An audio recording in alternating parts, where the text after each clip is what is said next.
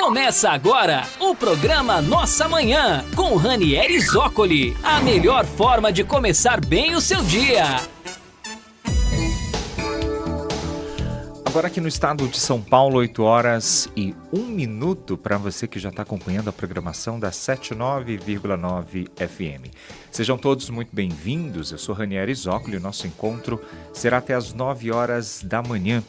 A partir de agora você já pode participar conosco, 4624-7511, 976774820, esse é o número da nossa produção. Hoje, sexta-feira, 14 de fevereiro de 2025, nossa manhã só está começando e eu espero que o seu dia seja repleto de coisa boa, que você comece com o pé direito e que tenhamos, se possível, boas notícias. Bom, eu trago aqui os principais destaques do Estadão e também da Folha de São Paulo. Estadão: potências europeias exigem inclusão da Ucrânia em negociações de paz. Bombeiros ucranianos em ação após ataque russo em Kramatorsk. Tem uma imagem aqui onde o Estadão traz essa realidade. Folha de São Paulo: desde 1921, jornal em defesa da energia limpa. Trump anuncia tarifas recíprocas e cita etanol brasileiro como exemplo.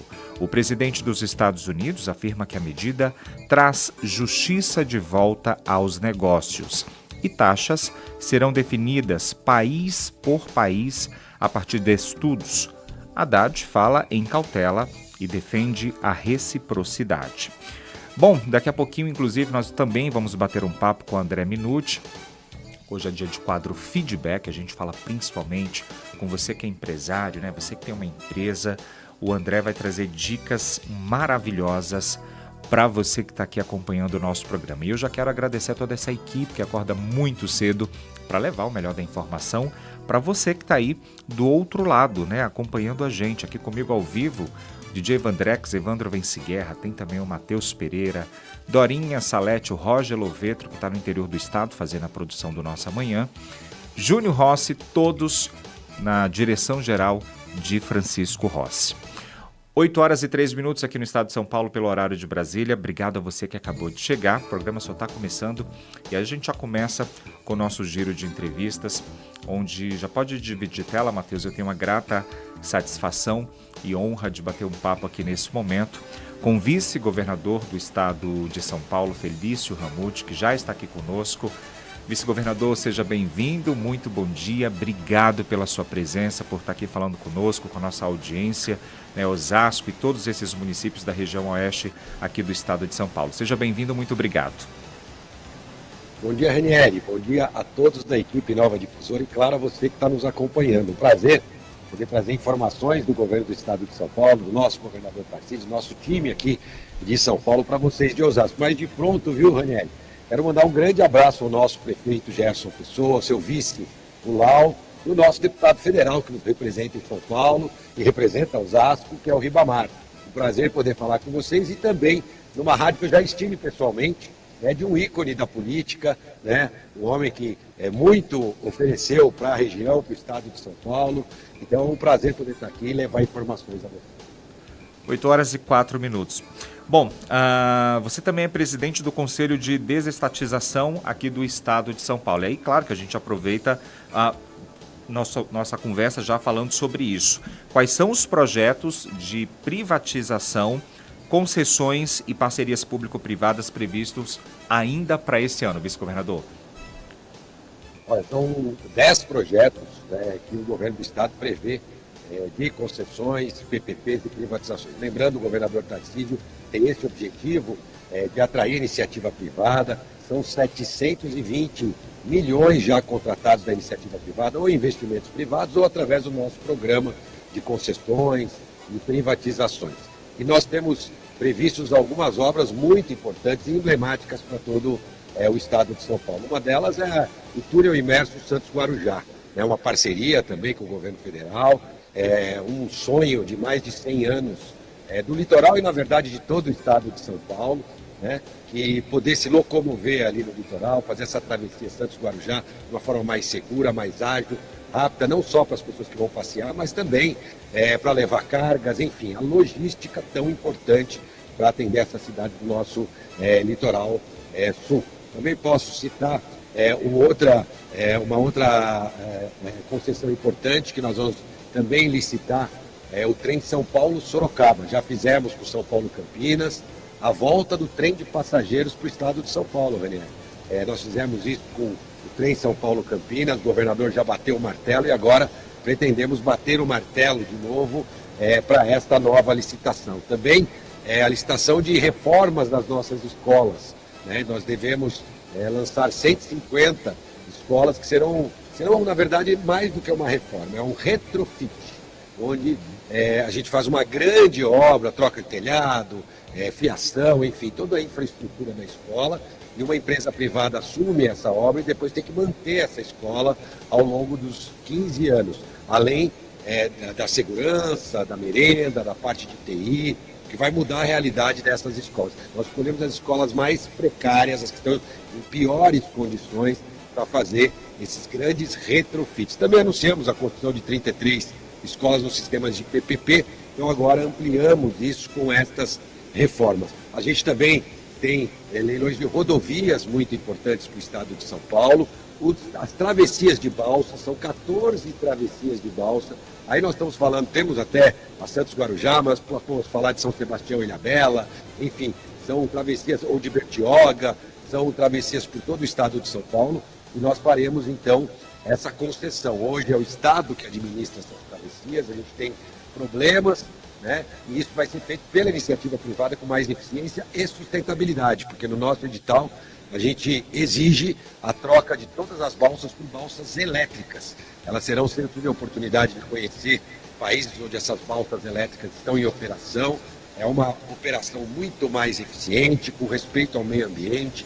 Quem vai para o litoral e pega essas balsas sabe que às vezes eu brinco que sai defumado do outro lado. A gente tem o diesel ali das balsas, quando você fica a pé ali na balsa. Então é um conforto muito maior para esses passageiros e a eficiência do sistema também de travessias de balsa. Então avançando. E claro, aqui no centro da cidade de São Paulo, uma outra concessão muito importante que é a construção do centro administrativo, onde com mais de 6 bilhões de investimentos, a gente traz todos os prédios que são espalhados aqui na cidade, são 86 prédios que o Estado ocupa, num único local, ali no Campos Elíseos. Aliás, ontem eu estava até lá no Palácio dos Campos Elíseos, e faremos também essa licitação, algumas das 10 licitações.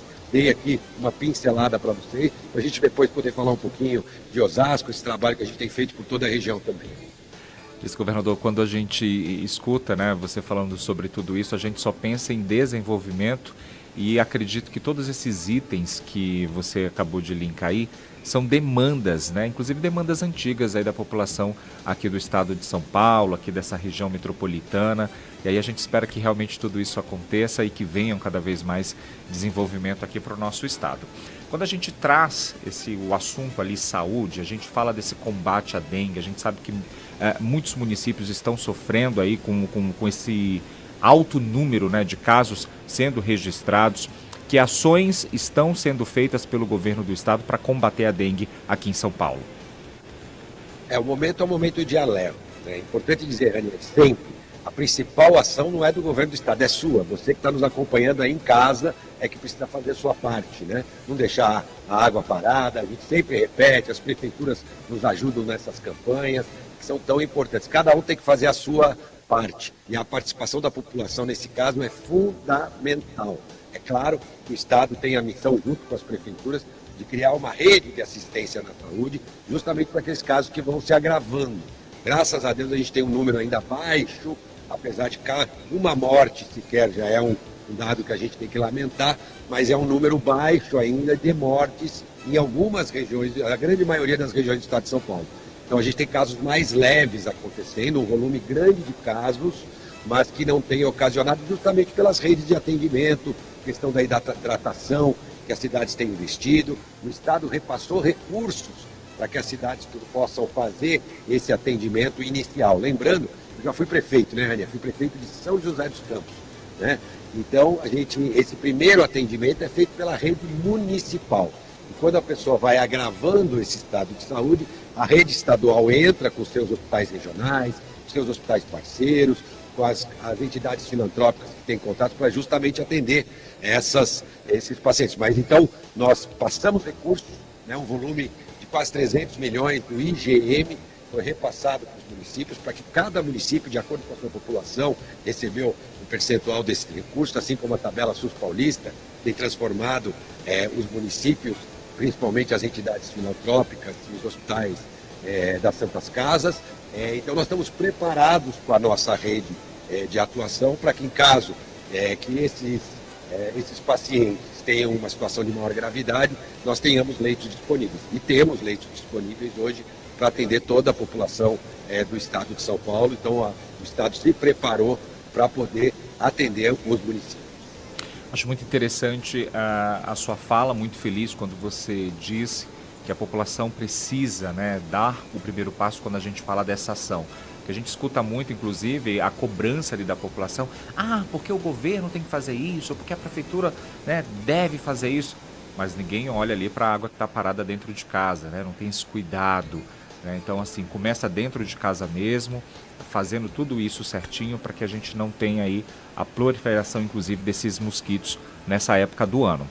8 horas e 12 minutos, eu estou batendo um papo para você que chegou agora com o vice-governador do estado de São Paulo, Felício Ramute. Estamos fazendo aqui uma pincelada de algumas ações. São muitas, né? A gente ficaria aqui horas falando da ação do governo, mas gentilmente o vice-governador está aqui nos atendendo para trazer informação para você a respeito do governo do estado.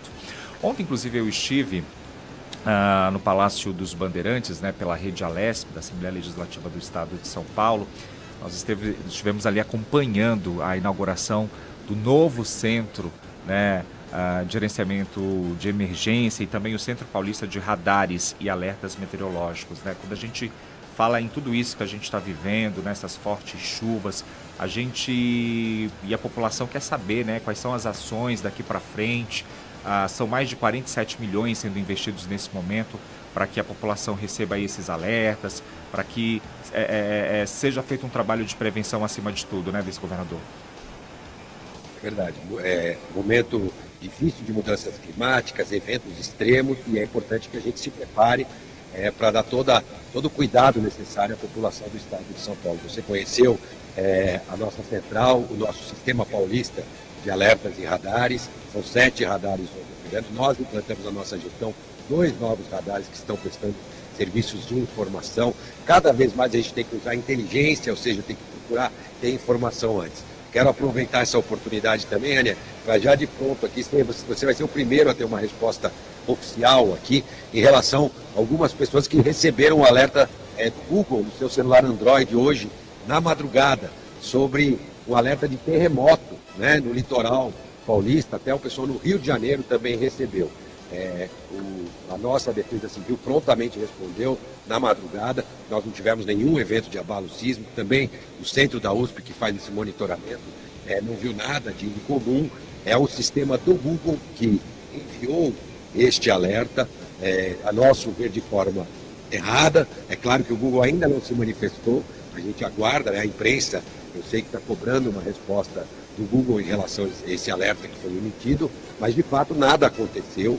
Então deixar a população também tranquila, a você que está no litoral, você que está em São Paulo e recebeu, na verdade, várias regiões do estado de São Paulo, tanto que só foram os celulares Android que receberam. É um serviço do próprio Google com os celulares Android. Nada tem a ver com o sistema de defesa civil do estado de São Paulo.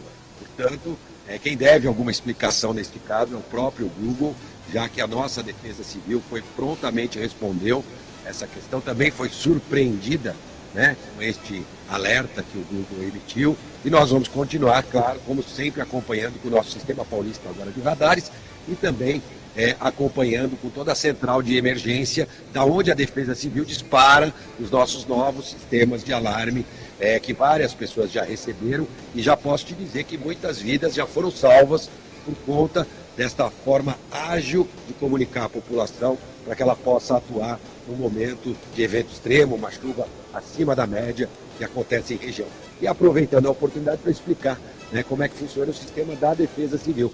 Então ele funciona pelas antenas no celular. Não importa de que região do Brasil você é. Se você estiver próximo de uma área onde terá uma ocorrência que a Defesa Civil identificou acima da média, ela emite seus alarmes ou severo ou de urgência e emergência, 2 níveis de alarmes, independente de onde é o seu celular, mas sim levando em consideração aonde você está, se você está próximo desta área de uma possível ocorrência.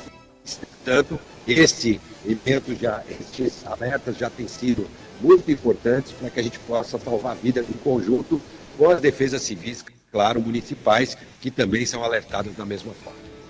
E claro que a gente aproveita também para parabenizar, né, o trabalho que é feito por todos da Defesa Civil, em nome do Coronel Hengel, do Tenente Maxwell, que sempre atende ali a imprensa, estão sempre dispostos a esclarecer as informações ali para a população.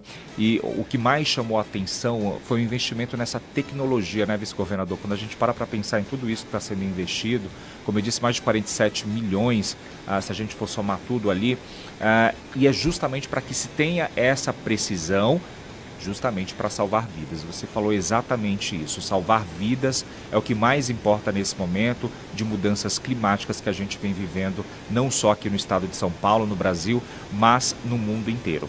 E quando a gente fala ainda de saúde, né, a gente aproveita para falar de um tema que é muito importante, que é com relação ao repasse, né, dos valores da tabela SUS paulista, né, inclusive quando a gente fala aí nessa regionalização, o que a gente pode falar desse processo todo? Olha, avançando no processo de regionalização, que divide as nossas diretorias regionais de saúde, que tem a atuação em cada região, e agora nós estamos desenhando, junto com os prestadores de serviço, com os municípios, a melhor forma de atendimento na regionalização. Mas o primeiro passo, de fato, foi a tabela SUS paulista, investiu 5 bilhões de reais no último ano de repasses a essas entidades, esses hospitais filantrópicos e empresas que prestam serviço ao Estado na área de saúde. Era um problema que o governador Tarcísio sabia logo que assumiu e já tinha previsto no seu plano de governo, que é o subfinanciamento da saúde. Cada procedimento realizado numa Santa Casa, por exemplo, recebe por esse procedimento da tabela SUS federal, que há mais de 20 anos está congelada. Vou dar um exemplo para você. Um parto, por exemplo, esse hospital recebia R$500 para pagar o médico, pagar o hospital, pagar o anestesista, quando é o caso. Um valor muito pequeno que não cobria nem metade da despesa necessária para que ele pudesse fazer aquele procedimento. E nós, então, elencamos todos os procedimentos realizados por esses hospitais e criamos a tabela SUS, que paga até 5 vezes mais o que paga a tabela SUS federal. Então, por exemplo, vou dar um exemplo do parto, R$2.500. R$500 pagos pela tabela SUS federal, R$2.000 pagos pelo governo do estado de São Paulo. E muitos outros procedimentos. E o que acontecia, então? Acontecia que muitos desses hospitais não queriam fazer determinados tipos de procedimento, porque eles eram inviáveis economicamente, né? E aí, com a tabela SUS, eles passam, então, a oferecer. Aí vem a regionalização. Por exemplo, uma hemodiálise, né? Não é o caso, claro, de Osasco, mas muitas regiões do estado de São Paulo, a pessoa tinha que se deslocar 200, 300, 400 quilômetros para fazer uma hemodiálise, porque o hospital local não queria fazer esse procedimento porque não compensava para quem o realizava. Nós mudamos essa lógica e com isso nós ampliamos e criamos 6.000 novos leitos de atendimento a procedimentos, cirurgias no estado de São Paulo. Por quê? Porque esses hospitais passaram a oferecer esses serviços, porque eles passaram a ter sustentabilidade econômica para essas entidades, que via de regra prestam um excelente serviço, mas não tinham condição financeira de bancar por esse serviço. Então o estado de São Paulo passa a pagar valores justos para cada procedimento. E também só paga por aquilo que é realizado. Então, todos os meses, o hospital mostra aquilo que realizou e, com base no que o governo do estado faz do repasse, usando como parâmetro a tabela SUS paulista. É isso que tem mudado a realidade e feito com que a gente avançasse na regionalização. A gente sabe que a saúde é uma questão bastante complexa. A gente tem consciência de dizer que nós temos muitos problemas a resolver ainda, também em parcerias com os municípios, mas que nós avançamos muito nesses últimos 2 anos. Por exemplo, foi o recorde de cirurgias eletivas. Em média, o estado de São Paulo fazia 700 mil cirurgias eletivas por ano. Nós já fizemos no primeiro ano 1 milhão e no segundo ano, que foi agora 2024, 1.200.000. Ou seja, em 2 anos foram 2.200.000 cirurgias, que ajudou a gente a diminuir a fila de espera de cirurgias eletivas. Claro que as cirurgias de emergência, essas têm prioridade máxima. Mas nós tivemos também um grande resultado na ampliação do número de cirurgias, por isso que a população tem reconhecido o trabalho e, ao mesmo tempo, a gente vem ampliando a atuação nos mutirões. Agora o foco é o mutirão na área de ortopedia, para que a gente possa diminuir as filas nesse sentido. 8 horas e 21 minutos aqui no estado de São Paulo, pelo horário de Brasília. Sejam todos muito bem-vindos. Agora vamos falar principalmente com os estudantes, né, com os jovens. Acho que o mais legal de tudo é saber que o governo de São Paulo dá essa possibilidade, né, desses jovens saírem aqui do estado e vivenciarem uma cultura diferente, né, ter a oportunidade aí de estudar, ou seja, ir para o exterior e fazer esse intercâmbio. Como é que funciona esse programa? Tem números aí de contemplados aqui já para 2025, vice-governador? Esse é um dos programas implementados pela Secretaria de Educação, Prontos para o Mundo. Um orgulho poder falar desse programa implementado pelo governador Tarcísio. Eu tive a oportunidade de acompanhar os jovens e seus pais no embarque para o Canadá.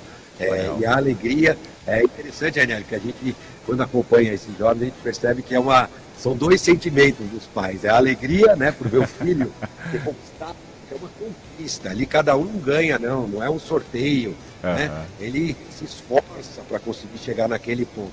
E ele ter conquistado aquilo, e ao mesmo tempo aquela ansiedade que às vezes aquela criança, aquele jovem, está fazendo a sua primeira viagem de avião, a sua primeira viagem internacional, a sua primeiro momento que ele vai ficar longe dos pais. Então essa mistura de sentimentos que a gente vê ali, mas todos eles por conta de uma oportunidade única na vida desses jovens, que começa quando o Estado oferece um curso de línguas. 70 mil jovens fizeram curso nosso de línguas, e a partir daí os 1.000 melhores que tiveram um melhor desempenho têm esta oportunidade, 500 no primeiro semestre, 500 no segundo semestre, de ir a outro país, aprimorar ainda mais o seu inglês nos diferentes níveis que eles têm, vivenciar a realidade de poder também estar longe dos pais, numa casa de família, tudo pago e acompanhado pelo governo do estado de São Paulo. Nós até emitimos um voucher com um valor para esse jovem comprar até roupas adequadas. Por exemplo, agora eles foram num período de frio, muitos deles no Canadá pegar menos 10 graus ali, então não tem roupa nem apropriada para enfrentar um frio desse. Então existe também esse apoio até para aquisição das roupas, enfim, a emissão de passaporte, um acompanhamento.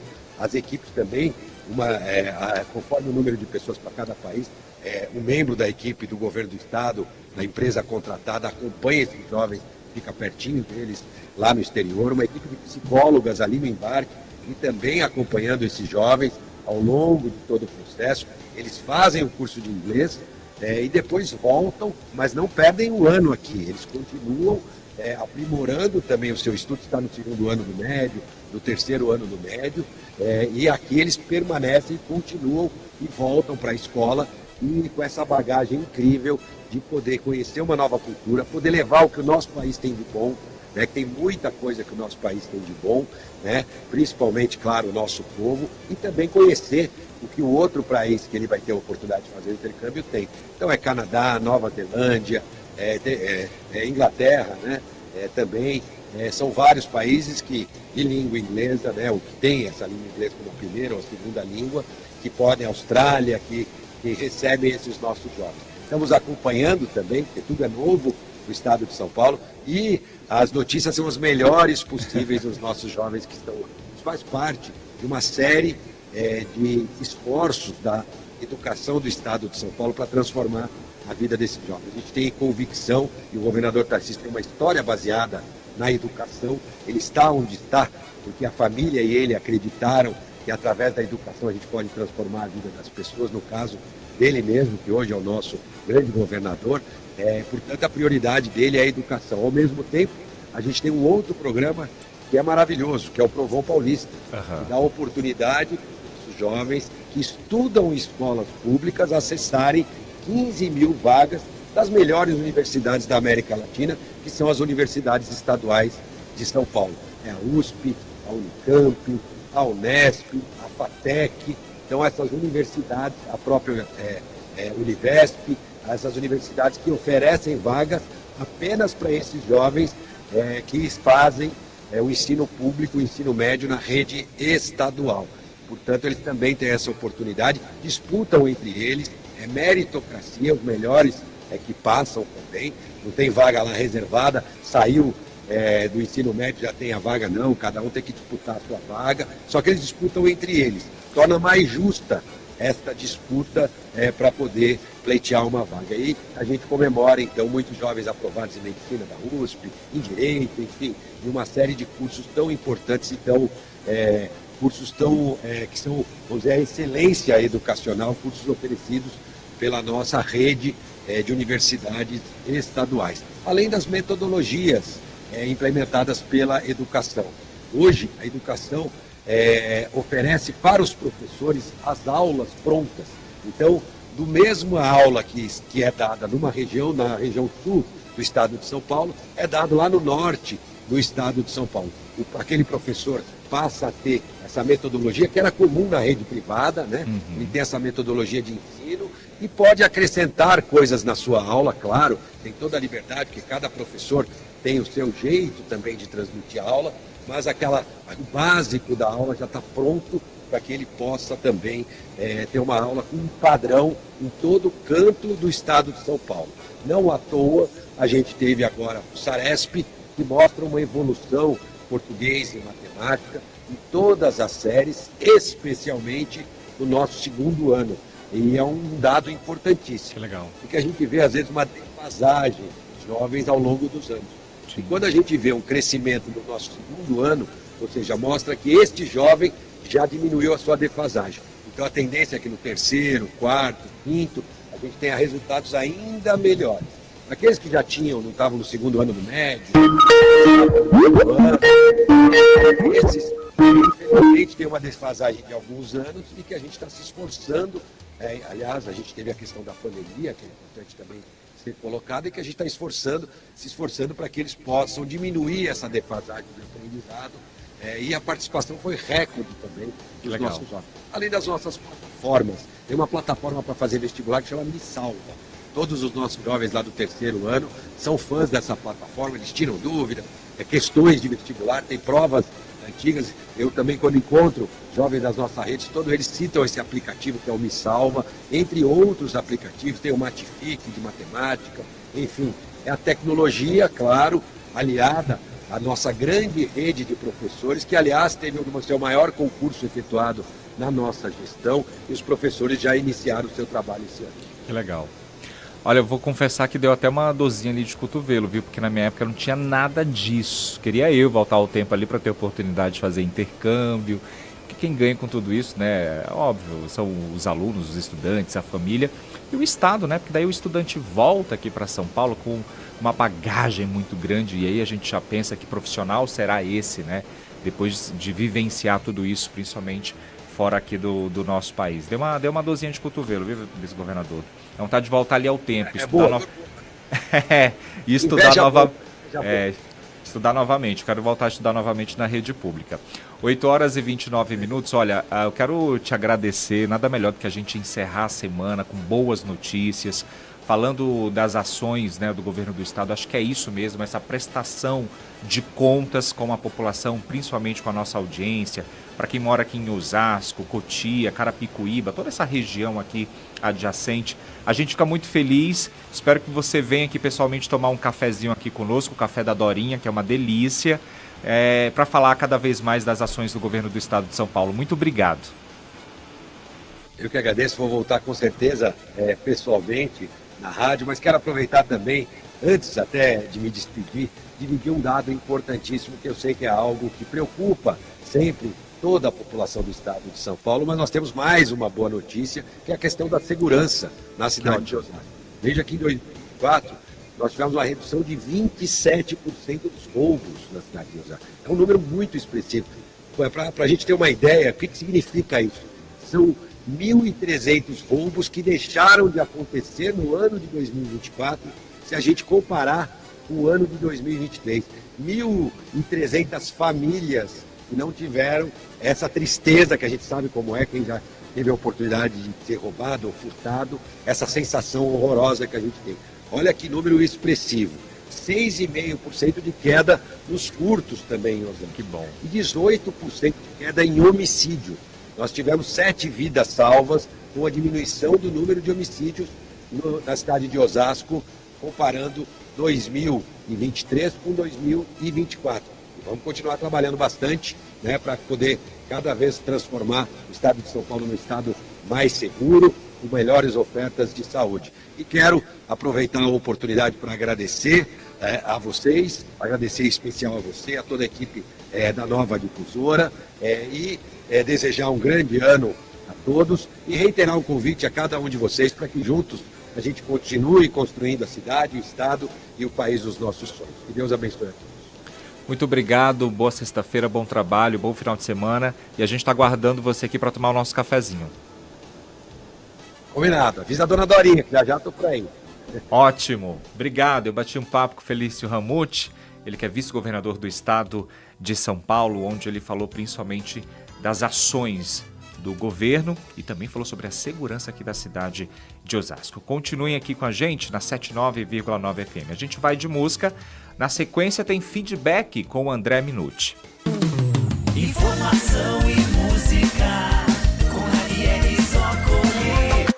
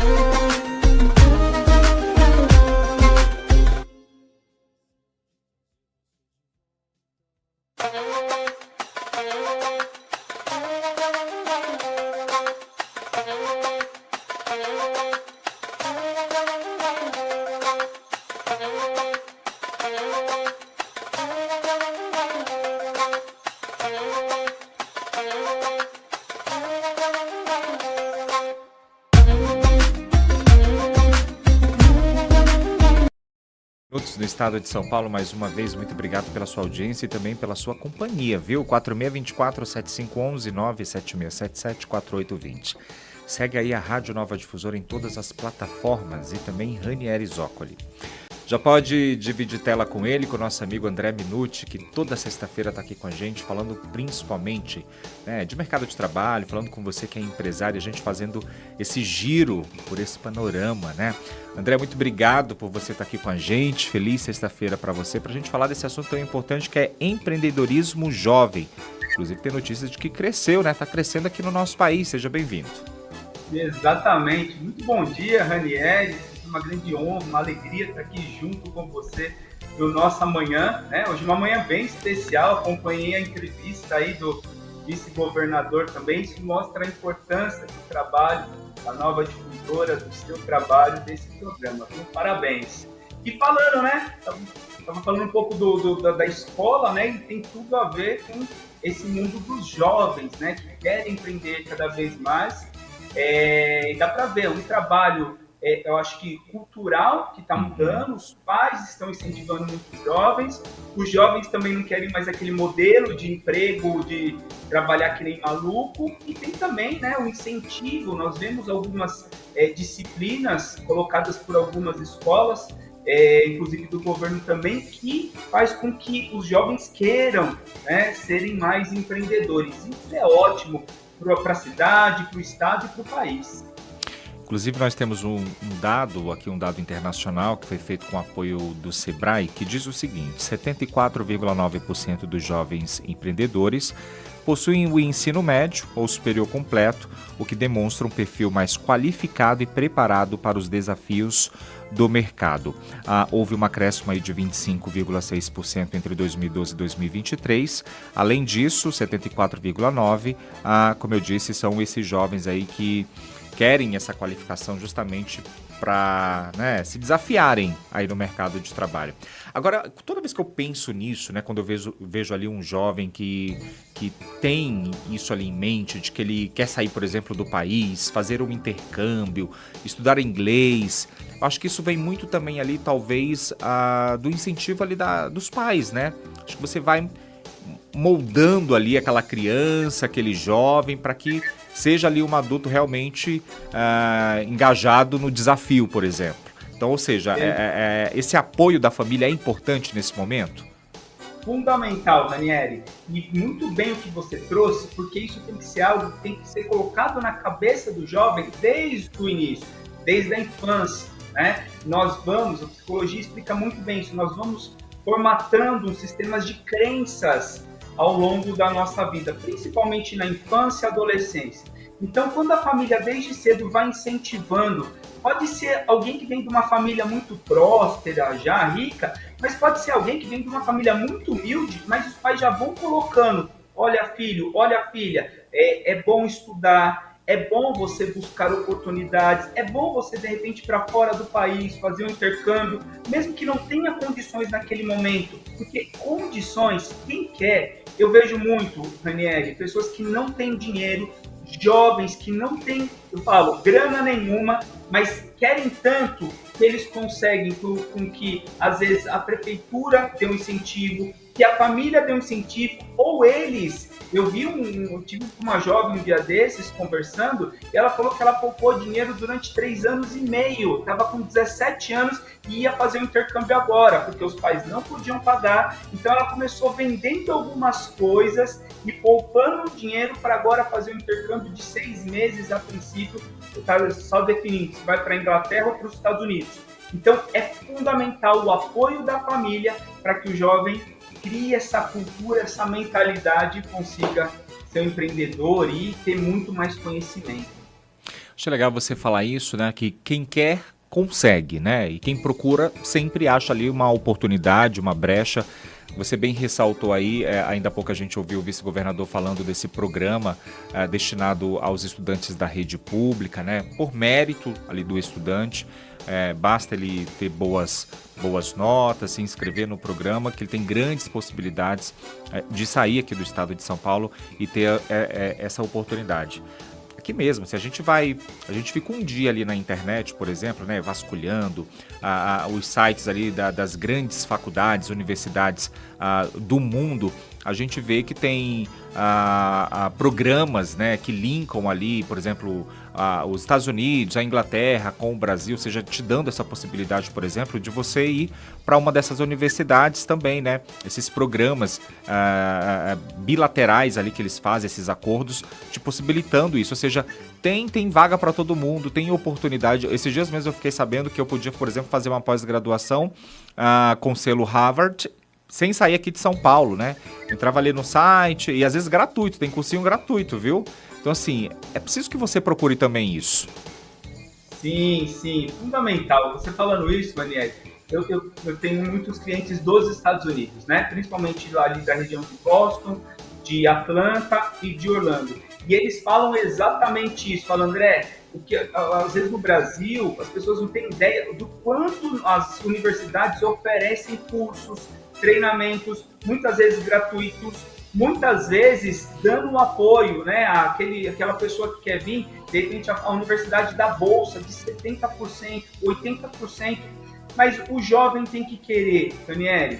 E como ele mostra que ele tem que querer? Tem coisa que a universidade pode dar, que ele pode ter uma ajuda, a empresa pode oferecer, de repente, Ana Minuti, né? A pessoa fala, puxa, André, eu queria fazer um ano de intercâmbio fora e depois voltar. Vamos ver como a gente pode te apoiar, né? Nisso, financeiramente. Mas tem uma parte que é do jovem. Tirar o passaporte, ir atrás do visto, tem coisas que eu não posso fazer, que você não pode fazer, mas que o jovem pode buscar as informações, colocar num plano de ação, né, num projeto, para que ele consiga. E isso é muito valorizado pelas empresas. Daniel, quando alguém chega e fala, olha, eu decidi fazer um intercâmbio de 2 meses fora, que seja 2 meses, isso mostra que a pessoa tem resiliência, que a pessoa foi com um objetivo, que a pessoa foi para um desafio de um país diferente, pessoas diferentes, uma língua que ela pode conhecer, mas não domina. Isso nós, empreendedores e empresários, valorizamos muito. Mostra realmente que aquele jovem ele está sedento por conhecimento. Enquanto isso, né, a gente percebe, né, que mesmo esses jovens querendo, por exemplo, abrir ali os seus negócios, né? A gente sabe que ainda ser empreendedor aqui nesse país é bem difícil, né, André? Tem alguma dica aí para um jovem que está ouvindo a gente nesse momento, para ele driblar essa burocracia de abrir uma empresa aqui no nosso país, por exemplo? Ô, Ranieri, tem. Eu vejo assim, muitas empresas se complicam porque elas não têm a informação, principalmente com relação à parte contábil, tá? Dá para a gente num programa aqui trazer até uma especialista que é uma mentora nossa, né, que trabalha com várias empresas, e nós vemos o quanto a contabilidade atual pode facilitar a abertura da empresa. Então a gente fala muito no Brasil, tem muito imposto, e tem mesmo, o governo é louco para aumentar imposto. Mas para quem está começando, para quem é um pequeno empresário ou até um médio empresário, o imposto pode ser muito pequeno se a pessoa fizer da forma correta. Então, buscar informação com quem conhece ajuda muito, né? A pessoa, de repente, não fala, nossa, abri empresa, vou pagar 30% de imposto. Não vai. Você vai pagar, abrindo da forma certa, num simples, né? Que é o que a maior parte das pessoas começam, os empreendedores, principalmente os jovens, você vai pagar 5%, 6% de imposto, 8%. Eu acho que é super justo, né? Até se alguém está nos acompanhando depois, puxa, André, como eu faço isso? Pode me procurar lá nas redes sociais, que eu puder apoiar, eu apoio. Porque, assim, é para ser simples. Mas aí entra uma coisa que nós, no país, ainda deixamos muito, é de o conhecimento ser atualizado. Então, boa parte das pessoas que trabalham com contabilidade, até em grandes empresas, estão lá na década de 90, no início dos anos 2000, e aí acabam passando informações erradas que complicam a vida do empreendedor, do empresário, principalmente do jovem. Então, é fundamental, antes de abrir o negócio, buscar informações. Ter um mentor de negócios, né? Depois, alguém que conheça muito de contabilidade para abrir a empresa da forma certa e colocar na tributação correta. Tá? Isso vai facilitar a vida muito daquele jovem empreendedor.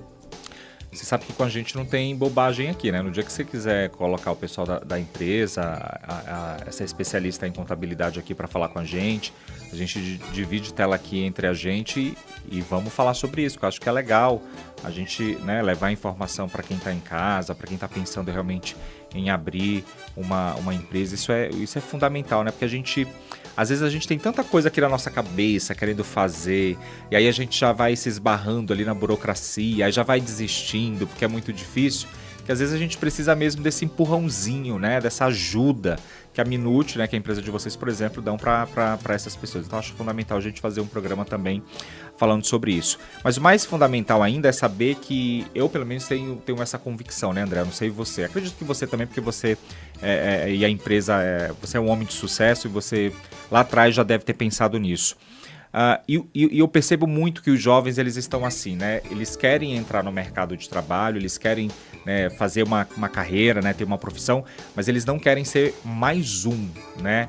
Eu acho que a partir do momento que aquele jovem ele tem essa percepção de que sair aqui de São Paulo, vamos dar um exemplo, fazer um intercâmbio fora do país, isso vai fazer dele ali um excelente profissional, um profissional que já está lá na frente, né, que está pensando lá na frente, se destacando e não sendo mais um, já é uma grande coisa, né? Eu sempre faço as minhas coisas achando que eu quero ser um dos melhores, né? Eu não vou ser só mais um. Jornalista tem um monte aí, um monte vão se formar, mas a gente precisa se destacar nesse mercado também. É preciso se destacar no mercado de trabalho. Sim, sim. E o jovem, nós empresários, estamos abrindo vagas para eles, temos que entender isso, né? E eles, porque se não for assim, eles vão buscar apenas no empreendedorismo. O jovem hoje ele precisa de um propósito, né? Eles não têm aquele padrão antigo, né? Até os nossos pais, eu até aprendi um pouco isso e venho mudando, né? Para ter uma mentalidade jovem.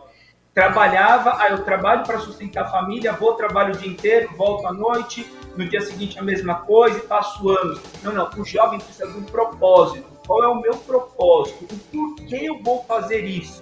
Né? Então, é importante que as empresas ofereçam isso. É uma vaga que paga bem, que tem benefício, mas o propósito, olha, por que nós fazemos peças de caminhão? Por que nós atendemos a rede pública com alimentação? Por que nós ensinamos pessoas? Então, esse propósito, esse porquê? Porque isso traz para o jovem um sentimento de pertencer a algo, de importância. Né? Então, ele quer buscar isso, ele vai buscar no empreendedorismo. Se não for no empreendedorismo, vai ser dentro das empresas. Mas se eu não oferecer isso para esse jovem, ele entra e sai muito rápido. Por isso que nós vemos a juventude falando de empresas que têm um propósito, empresas grandes, empresas que têm uma marca que querem deixar no mundo. E é isso que nós, empreendedores, nas pequenas e médias empresas no Brasil, temos e podemos fazer também. Bom, que legal, né? Que a gente tem, então, cada vez mais jovens dispostos a empreender nesse país, né? Cabeças pensantes. Eu acho que a gente precisa disso. É aquilo, né? Que nunca é redundante a gente falar que o jovem é o futuro desse país, né? Essas crianças que estão sendo orientadas a partir de agora. Você, eu tenho certeza que faz isso com seus filhos, né? Já vai implantando ali, né? Eu fico imaginando, né? Você já dividiu aqui com a gente com relação às finanças, né? Que os meninos vão ali... É preciso juntar o dinheirinho para ter as coisas. E é isso, a educação que parte de casa, que vai formando ali, né, o cidadão, não tem outra. A gente se espelha muito ali no exemplo dos pais, né? Eu, pelo menos, foi assim. Eu lembro que acho que eu já dividi isso aqui com você, mas eu já dividi aqui com a audiência. Eu lembro que aos 5, 6 anos tinha uma banca de jornais assim perto da minha casa e meu pai... Todo domingo eu tinha que comprar jornal para ele. Então isso ia ali, eu lia o jornal. Quando eu aprendi a ler, eu lembro como se fosse hoje essa cena. Eu cheguei pro meu pai e falei assim, eu já aprendi a ler. Acho que eu tinha 5, 6 anos, né? Ele falou, então lê esse jornal aí pra mim. E aí eu amava, eu era muito xarope quando eu era pequeno. Tudo eu queria ler, não podia ver nada ali na parede escrito, alguma coisa que eu queria ler. Mas isso veio desse exemplo ali, né? Do meu pai ler um jornal e automaticamente a gente vai replicando, né, o que a gente vai vendo dentro de casa. Tenho certeza que seus filhos são assim também. Ô, Ranieri, você falou isso. O Felipe, meu filho do meio, 7 anos, ele quer ter 4 negócios quando ele crescer. Ele fala todos os dias, fala, mãe, eu quero ter uma loja, eu quero ter um mercadinho, eu quero ter uma farmácia e eu quero ter um hospital. todos os dias. E eu vou falar para ele, fala, não, filho, você não pode ter falta de negócio, não, Imagina. porque, filho, que ótimo, vai ser ótimo. E ele fala, vocês vão lá, com certeza, eu vou comprar. Isso é a gente construir uma mentalidade de empreendedores dos nossos filhos, né? E muitas vezes os pais têm que tomar cuidado, não pode quebrar o sonho da criança. Claro. Eu quero ser médico, às vezes mora numa comunidade, eu quero ser médico astronauta. Filho, você vai ser o melhor médico, você vai ser o melhor astronauta. Eu posso não ter condição hoje, mas eu vou alimentar aquele sonho na cabeça do meu filho para que isso se torne realidade no futuro. Claro, tenho certeza. Imagine, com os pais que o Felipe tem, já é sucesso. Vamos ficar só aguardando aí, né, o sucesso desses negócios. André, eu sei que sua agenda tá lotada hoje, né? A Mariana já falou, olha, cuidado com o horário do André. Vou dar um beijo pra Mari, né, pra toda essa equipe. Mari sempre muito simpática com a gente. E aí eu quero te agradecer mais uma vez por você estar aqui com a gente. Eu sempre falo isso, quando estiver aqui em São Paulo, venha tomar um cafezinho, venha pessoalmente aqui bater um papo com a gente, que é muito mais gostoso, mas não menos importante, né, do que sua presença aqui virtual. Mas eu te desejo uma boa sexta-feira, né, muito sucesso para você e até semana que vem. Muito obrigado, Ranieri. Obrigado mesmo, um grande abraço, ótima sexta-feira, mais uma vez parabéns pelo trabalho na rádio, parabéns pelo teu sucesso, né? Vou deixar aqui um abraço para a Mari e para o Afonso também, dois profissionais excelentes que nós temos aqui na Minuto de Gratidão a eles pelo trabalho. E semana que vem, sexta-feira, estamos juntos aí para mais um super programa. Muito obrigado. Amém, André. Obrigado. Bom fim de semana para você. Bom, 8 horas e 52 minutos. Vamos de música. Daqui a pouquinho a gente volta só para dar uma pinceladinha nas últimas notícias e aí a gente já se despede.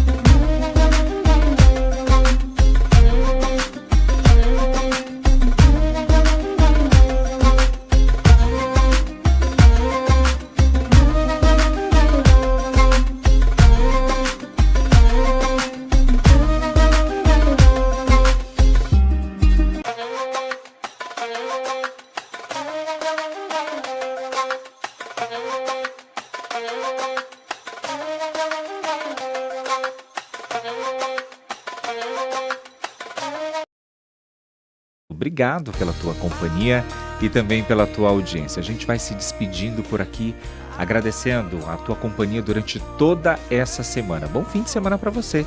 Segunda-feira a gente está de volta. Você ouviu Nossa Manhã com Ranieri Zócoli.